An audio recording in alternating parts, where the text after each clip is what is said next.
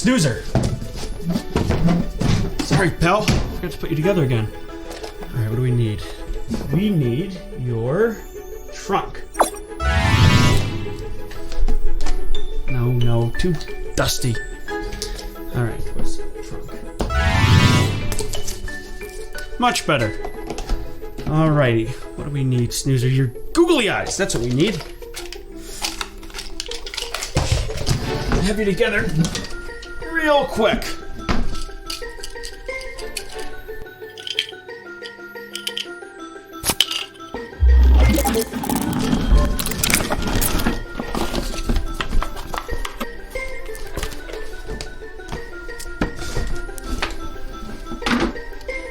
Right, Snoozer, how you doing?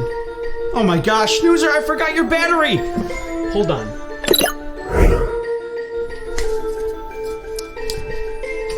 Alright, Snoozer, I'll have you together in a jiff. Snoozer.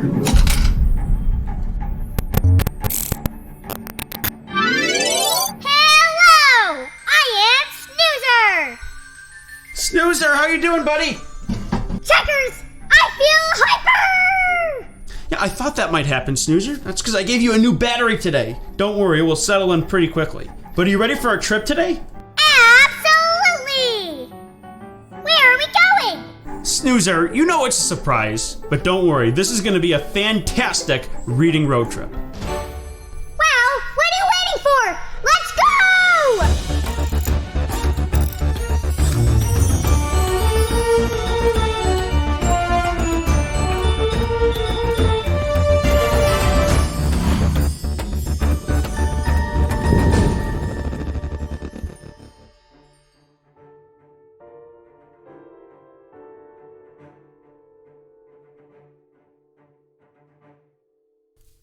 Seatbelt.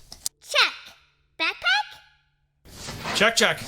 All right, Snoozer. Ascending in 3, 2, 1.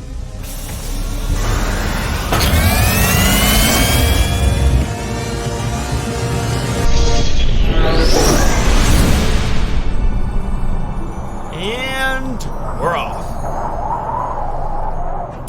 Autopilot activated. Now where are we going? All right, Snoozer, I'll give you 3 hints, and let's see if you can get it. Hint number 1. It is really big. Hint number 2. It's outdoor. And hint number 3. There are lots and lots of different animals roaming around. This is very difficult. No, it is not. It is obviously a safari. Stop! You ruined my guessing game! I had a perfect score! No, you didn't. You didn't get the last one right. Yes, I did! The Science Museum, remember? Okay, yeah, the one before that then, wasn't it? Yes, that is correct.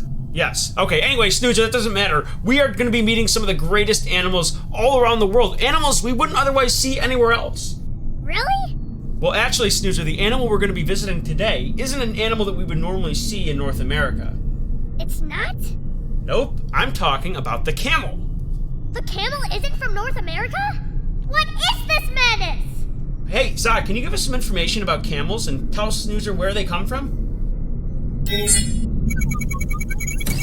Zot, the robot, at your service. Activating excited voice. There are 2 types of camels. 1-humped, or dromedary, camels and 2-humped Bactrian camels. Camels have 3 sets of eyelids and 2 rows of eyelashes to keep sand out of their eyes. Camels have thick lips, which let them forage for thorny plants other animals can't eat. Camels can completely shut their nostrils during sandstorms. Camels are very strong and can carry up to 900 pounds for 25 miles a day. A camel's hump can store up to 80 pounds of fat, which the camel can live on for weeks or even months. Though deserts are short on water supply, when a camel finally does find water, it can drink up to 40 gallons in one go. Goodbye. See, Snoozer, camels don't normally live in North America, unless they're domesticated. Where camels do normally live is in the... Desert animals?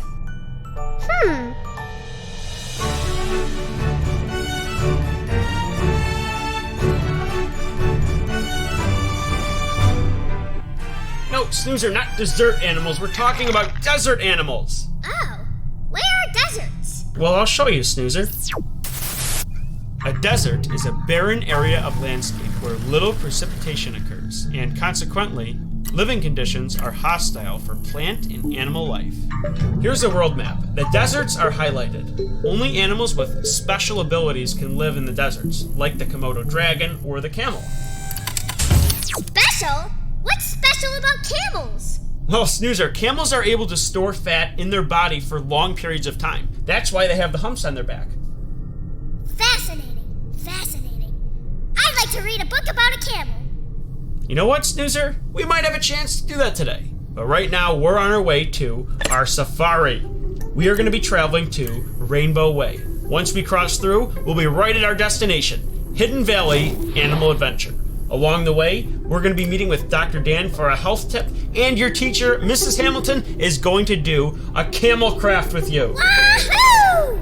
This is going to be great! Oh yeah, that's going to be a lot of fun, Snoozer. But you know what? I just realized something. We forgot to pack a very important item because we're going to be talking about deserts and desert animals. You know what we need? We're going to need some water. Let me push the water button.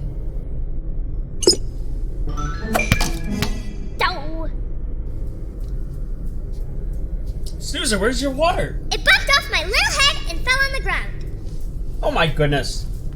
Why is this water so important anyway?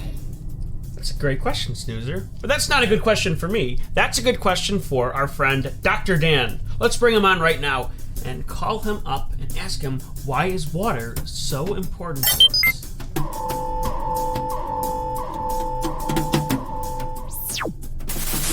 Why is water so important? Well, that's a great question.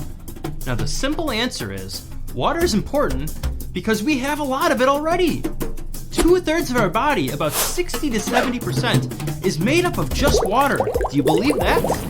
So when we're going out like you and Checkers, out for an adventure in the desert, it's gonna be really hot. And when it's hot, our body sweats water out of our skin to cool us off. So it's very important that we're constantly drinking to replace that water because our body needs it. Dr. Dan, I was thinking, camels drink a lot of water. How much should I be drinking in a day? I'm glad you asked. That's another great question. Well, how much water you should drink a day really depends on how old you are. If you're 5 to 8 years old, you should be drinking about 5 to 6 cups of water a day. If you're 9 to 12 years old, you should be drinking about 7 to 8 cups a day. But all of these are rough approximations. You should drink as much water as you feel you need to stay hydrated. Well, my water bottle is 16 ounces. How many cups is that? Oh, Snoozer, you've got all kinds of great questions today, and I think I've got you another answer. Now, a great tool to always have around is very simple, is a measuring cup. And let's see if we can solve your question with this measuring cup. So I've got a bottle of water here, and let's pour it into the measuring cup.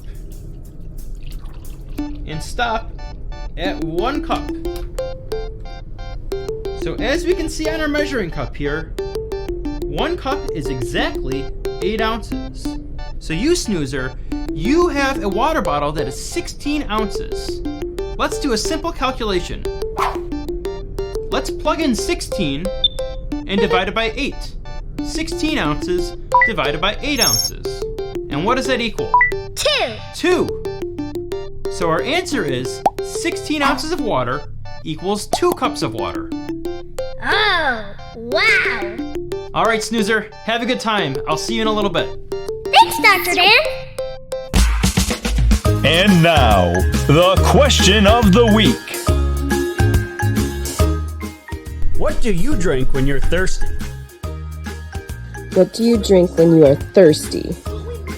Water. I drink apple juice. And what else? What do you drink? I would drink water and any other type of juice. What do you like to drink when you're thirsty? Warm water. When I'm thirsty, I drink a glass of milk. Caleb, what do you like to drink when you're thirsty? Thanks for joining us for the question of the week. Well, there you go, Snoozer. Now let's get back on the road trip. Hey, here come the books!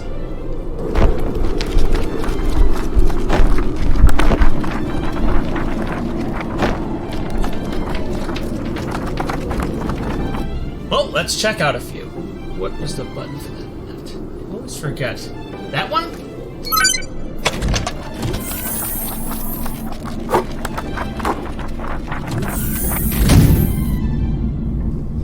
What did we get? Here we go, Snoozer. We have... Well, I'll show you. How the Camel Got Its Hump by Rudyard Kipling. In North American Animals, Coyotes by Chris Bowman. Coyotes, another desert animal. But we already know how the camel got its hump, Checkers.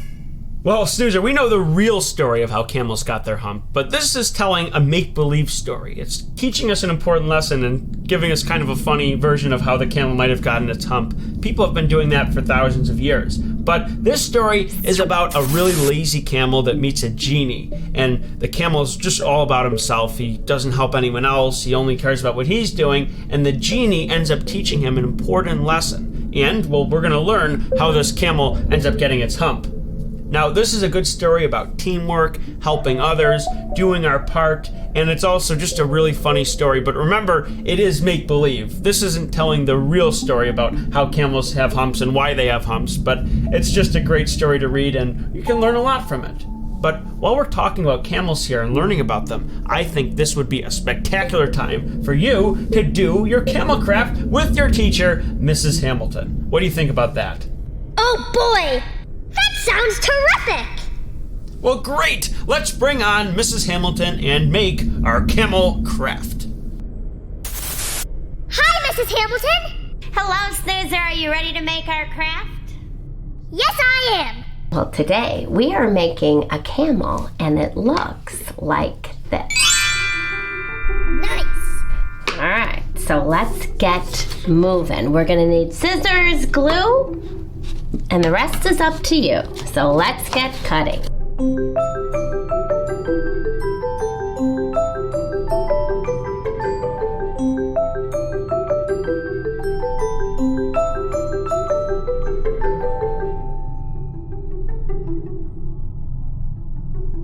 Well, I'm finished cutting. Are you ready to get started? Mm-hmm. Okay, well, I'm gonna get everything set up here so I know where everything's going before I start gluing.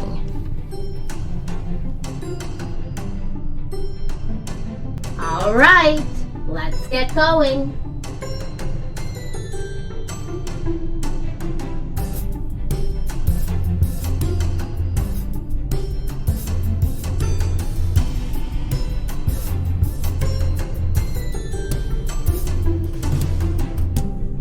Here's mine. How did you do? Here's my camel. Well, I had a great time with you. I'll see you next time, okay? Bye. Bye, Mrs. Hamilton. Did you know? There are over 14 million camels in the world. Camels can run as fast as 40 miles per hour.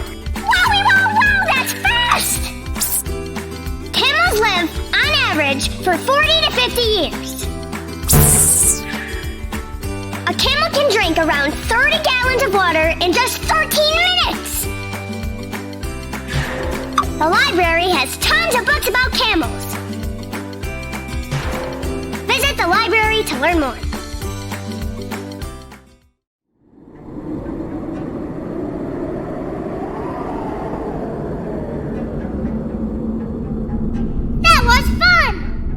Looks just like the one from the story. But what if I want to learn about real-life camels?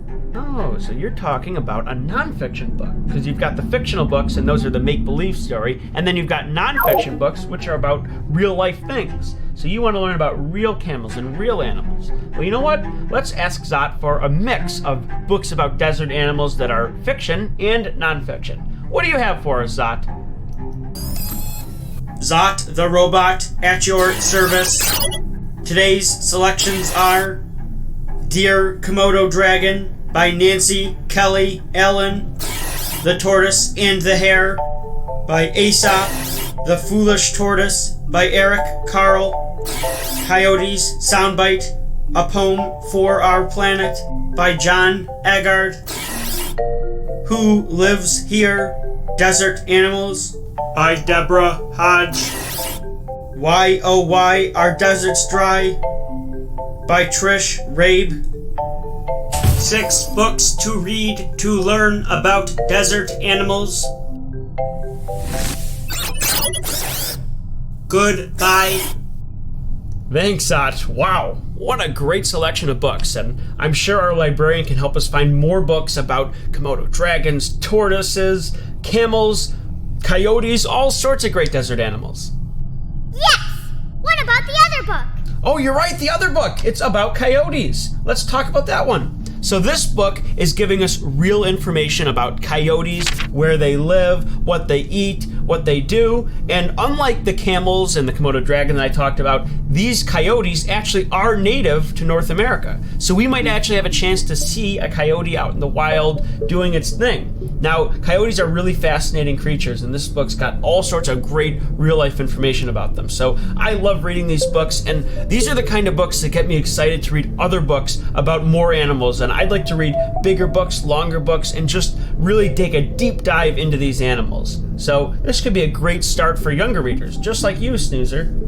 Great! I'm so excited to read this book. Coyotes are cute! Yes, as soon as we get back from our reading road trip tonight, we're going to read this book. Wow! Now I want to meet one of these animals. Absolutely. Oh, Snoozer, we're at the rainbow. Well, if we're going to cross through Rainbow Way, we need to be wearing our safety suits. So let's push this button and change into our safety suits. All right, Snoozer, here we go, going through the rainbow.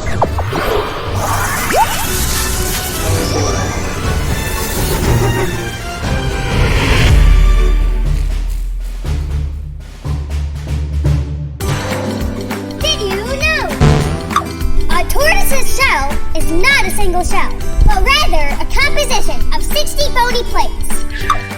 Tortoises are able to feel anything that touches their shell, even if you touch it very softly. Tortoises are mostly herbivores. Tortoises are often loners. The library has tons of books about tortoises. Visit the library to learn more.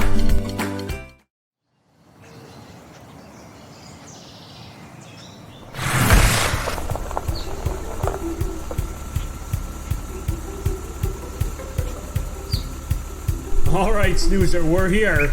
Let's go inside the safari.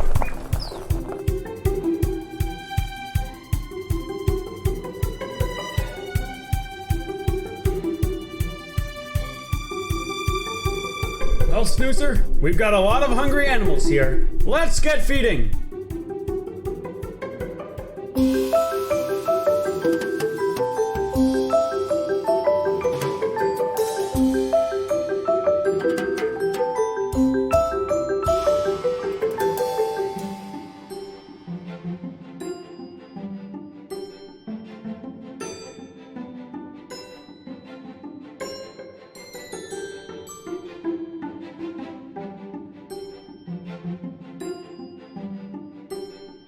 Here's the camel. Look at his thick lips move back and forth. We learned about those. That's what helps them shuffle through thorny plants. Oh, that's great. What a hungry camel.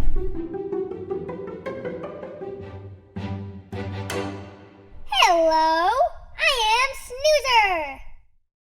Let's talk about some of the animals we've met today.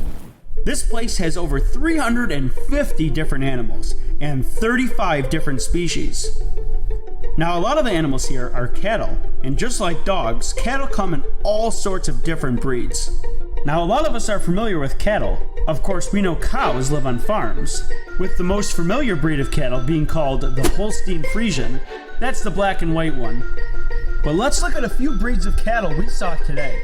There's the Highland cattle, the Belted Galloway cattle, the Shorthorn cattle, and this one right here might be my favorite, the Ankole Watusi. I love their long horns. Now, some of the other animals they have here are, of course, the camels, kangaroo, deer, llamas. They even have zebras here, but it was a little too chilly out today for the zebras to want to come out. And if you look around, there's even birds here. Geese, duck, swans, and even turkey roaming around. Now it's time to go inside and meet a real tortoise. Oh, this guy's awesome. Now, tortoises don't have teeth. They have a really strong beak that they use to chew food. Their shell is part of their body, and it grows with them. So as the tortoise gets bigger, so does their shell. Now, tortoises were designed to live on the land.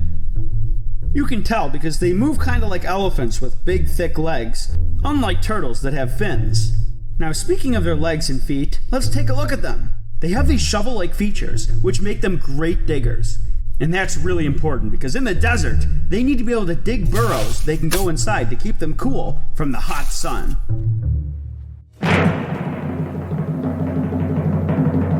And now it's time for... The joke of the week.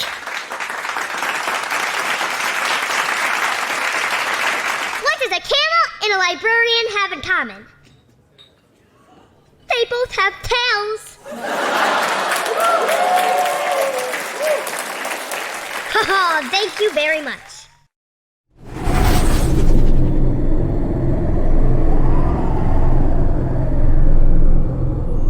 Well, Snoozer, what did you think of our trip today? Oh my gosh, it was great. Those animals were huge.